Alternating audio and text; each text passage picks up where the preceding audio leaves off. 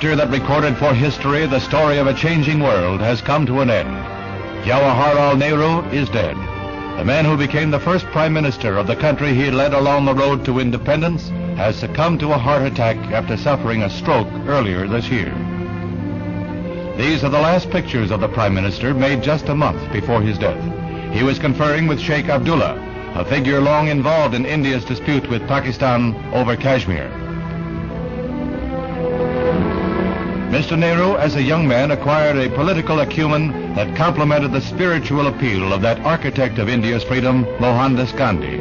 He had been educated in England and at first followed the career of a conservative lawyer. He first met Gandhi in 1916 and was quickly converted to the Mahatma's campaign for an independent India. Nehru spent 13 years in jail for his beliefs, but the sweet fruits of victory were harvested in 1947 when he met with Lord Louis Mountbatten to work out details for an India free of British rule. The nation's Day of Independence in August of 1947 was the great milestone in his life.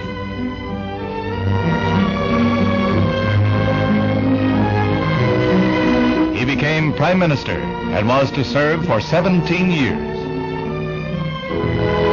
Mr. Nehru made his first visit to the United States in 1949 and was greeted by President Truman, the first of 3 U.S. presidents he was to look upon as friends. He was the leader of the neutralist bloc in world affairs, but his receptions in the West, like this one in New York, were always warm. When the Red Chinese invaded Indian territory in 1962, Nehru moved his country more and more into the Western camp.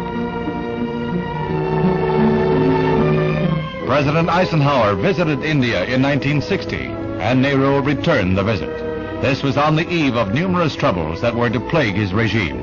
He sought help in his dispute with Pakistan, and later returned to hold a series of conferences with President Kennedy. His image as a man of peace was tarnished when India invaded Portuguese Goa, but he stayed at the helm through his crippling illness until death. India mourns. Hundreds of thousands pay final tribute to the man who spent his life in a dedicated struggle. History will put into perspective the man who took up Gandhi's torch, that man of modern India, Jawahar Lal Nehru.